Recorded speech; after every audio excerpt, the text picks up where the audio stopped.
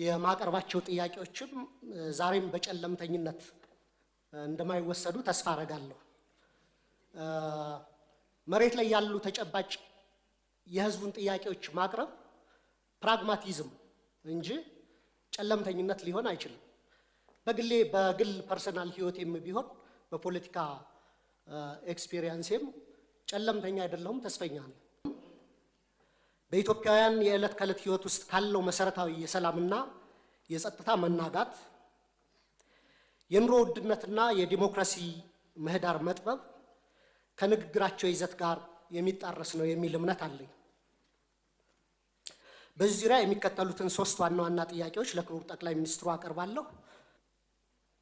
ጥያቄዎቹን ማነሳ ግን የህዝብ ጥያቄዎች ተገቢውን ትኩረትና ምላሽ እንዲያገኙ ስለሚገባ ነው። ስለዚህ ከሶስቱ ጥያቄዎች የመጀመሪያው በሀገር ውስጥ መረጋጋትና በሰብአዊ መብቶች ዙሪያ ያተኩራል። ክቡር ፕሬዝዳንቱ በንግግራቸው የተቀናጀ የብሔራዊ ጸጥታ ማዕቀፍ ለመፍጠር እየተደረገ ያለውን ጥረት ቢገልጹ በአማራ በኦሮሚያና በተለያዩ ክልሎች ያሉ ጦርነትና ግጭቶች አሁንም ተባብሰው በመቀጠላቸው ብዙዎችን እየጎዱ ነው። ክቡር ጠቅላይ ሚኒስትሩ እንደ ጸጥታ ኃይሎች መሪነቶ ካለፈው ዓመት ወዲህ በአማራና በኦሮሚያ ክልሎች በእነዚህ ጦርነቶች ምክንያት የተጎዱትን ሲቪሊያኖችና የሲቪሊያን መሰረተ ልማቶች ቁጥር በግልጽ ሊገልጹልን ይችላሉ ወይ? እንዲሁም መንግስት የጸጥታ ችግሮችን ለመፍታት ጽንፈኛና አሸባሪ የሚላቸውን ቡድኖች ከመውጋት ባለፈ ለሁለቱ ክልሎች ከወታደራዊ አማራጭ ውጭ የተለየ ፖለቲካዊ መፍትሄ ለመስጠት ለምን አይሰራም? የኢትዮጵያ ሕዝብ የእርስ በርስ ጦርነት አንገፍግፎታል። በሀገር ውስጥ ተንቀሳቅሶ ሰርቶ መብላት ከብዶታል። አገራችንም እንደ ኮሎምቢያ ከውስጥ ታጣቂዎች ጋር 50 ዓመታትን እየተዋጋች ልትቀጥል አትችልም። ከዚሁ ጋር በተያያዘ በሀገር አቀፍ ደረጃ በስፋት እየተዘገበ ያለው የፖለቲካና የህሊና እስረኞች ጉዳይ እልባት እንዲሰጠው፣ እስረኞችም የተፋጠነ ፍትህ እንዲሰጣቸው በተደጋጋሚ ብንጠይቅም የፖለቲካ አቅጣጫ የተሰጠበት በሚመስል መልኩ በተደጋጋሚ የፍርድ ቤት ቀጠሮ ያለ ፍርድ እየተንገላቱ ነው።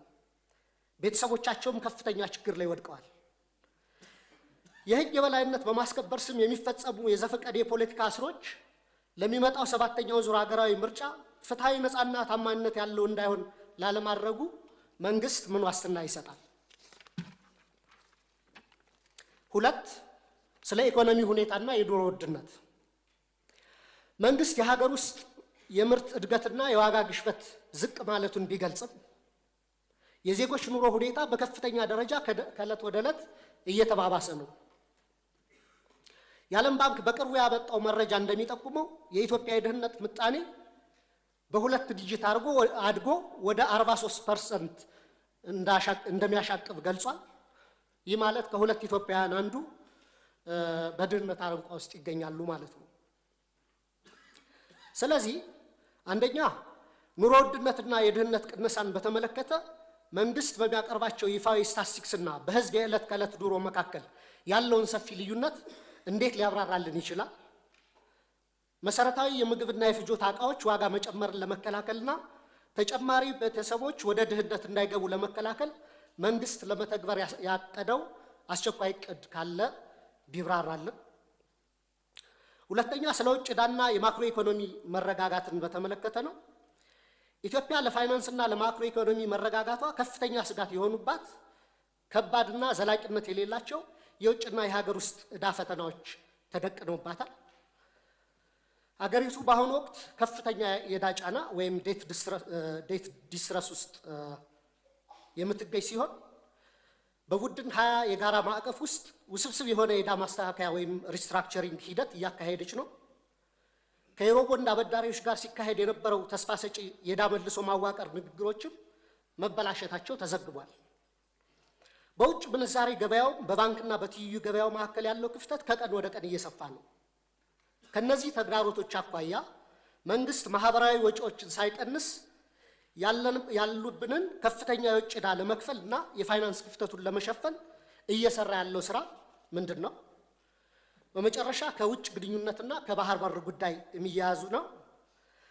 መንግስት የቀይ ባህርን ማስመለስ ጉዳይ እንደ ህልውና ጉዳይ በማቅረብ ዋና ትኩረቱንና የፖለቲካ ጉልበቱን ከአጣዳፊ የውስጥ ቀውሶች በተለይም ከባድ የጸጥታና የኢኮኖሚ ችግሮችን ከመፍታት ይልቅ በውጭ ጉዳይ ላይ እንዲያርፉ በማድረግ በትችት አቅራቢዎች ዘንድ የሕዝብን ትኩረት ከውስጥ አጣዳፊና አሳሳቢ ችግሮች ለመቀየር የተደረገ ጥረት ነው የሚል አስተያየት እንዲሰጥ አድርጓል።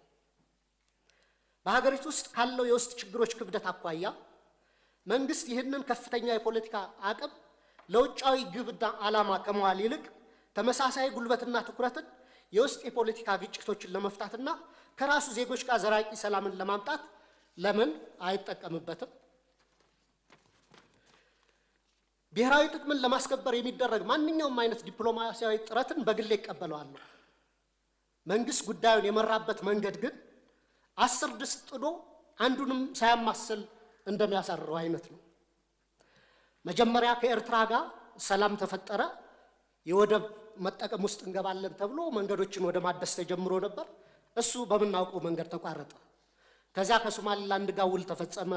ከዛ ከጅቡቲ ጋር ታጁራን ለማልማት፣ ከዛ እንደገና ከሶማሊያ ጋር ባንካራ ውጤት ተሞክሯል። ግን እስካሁን ተጨባጭ ውጤት አልታየም።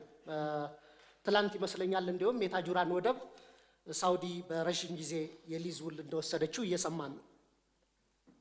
ከኛ በኋላ መጥቶ ይመስለኛል። አሁንም ደግሞ ከኤርትራ ጋር በጦርነት ዋዜማ ላይ የምንገኝ ይመስለኛል። በሁለቱ ሀገራት በኩል የተሟላ የጦርነት ዝግጅት እየተደረገ እንደሆነ በዓለም አቀፉ ማህበረሰብ ዘንድ በሰፊው ተዘግቷል። የፌዴራል መንግስቱ ከትግራይ ኃይሎች ጋርም ከፍተኛ መካረር ውስጥ እንደገባ ግልጽ ነው። ክቡር ጠቅላይ ሚኒስትር፣ ሁላችንም ካለፈው ጥፋቶቻችን ለምን አንማርም? እንደ ሀገር ስንት ትውልድ በጦርነት እየበላን እንቀጥላለን? ከትግራይ ኃይሎች ከፋኖና ከወረና ቢሉስማ ኦሮሞ ጋር መንግስቱ የገባበትን ሁኔታ ባረቆ አስተዋይነትና በድርድር እንዲፈታ፣ የባህር በር ጉዳይንም አስመልክቶ ከኤርትራ ጋር የገባንበትን እሰጥ አገባ በሰላማዊ ህጋዊና ሰጥቶ መቀበል መሰረት ባደረገ አካሄድ ብቻ እንዲፈታ ጠይቃለሁ። ስለ አባይ መጠናቀቅ አንዳንድ ነገሮችን ማለት ፈልጋለሁ። ስለ ግድቡ የግድቡ መጠናቀቅ ለኢትዮጵያ ትልቅ ድል ነው። ለሀገራችን የሚፈጥርላት ሰፊ ጂኦስትራቴጂክ አቅም እንዳለ እረዳለሁ፣ አምናለሁ። ዘግይቶም ቢሆን እንኳ መጠናቀቁ በጣም የሚያስደስት ነው።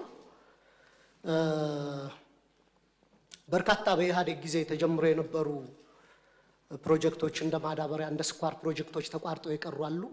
ቢያንስ ይህ ትልቅ ሀገራዊ ፕሮጀክት ሳይቋረጥ መጠናቀቁ በግሌም የፈጠረብኝን ደስታ መግለጽ እፈልጋለሁ። ከዚህ ጋር እያይዤ ግን ክቡር ጠቅላይ ሚኒስትር እንደሚያውቁት በአባይ ማስተር ፕላን እንዲገነቡ አባይ ላይ የታቀዱ የተጠኑ ግድቦች 4 ካስኬድ ዳሞች ናቸው።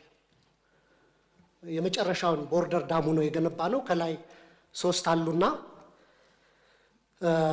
ቢያንስ ሁለተኛውን ከላይ ካሉት ከ3ቱ አንዱን ፕሮጀክት ማሰብ ብንጀምርና በእርሶ ጊዜ ቢያንስ እንደዚህ አይነት የታላቁ የህዳሴ ግድብ አይነት ፕሮጀክት የመሰረት ድንጋይ ቢቀመጥ ነገ ቀጣይ ትውልድ ሊጨርሰው ይችላልና እሱ በዚህ አጋጣሚ እንዲታሰብ ማለት ፈልጋለሁ።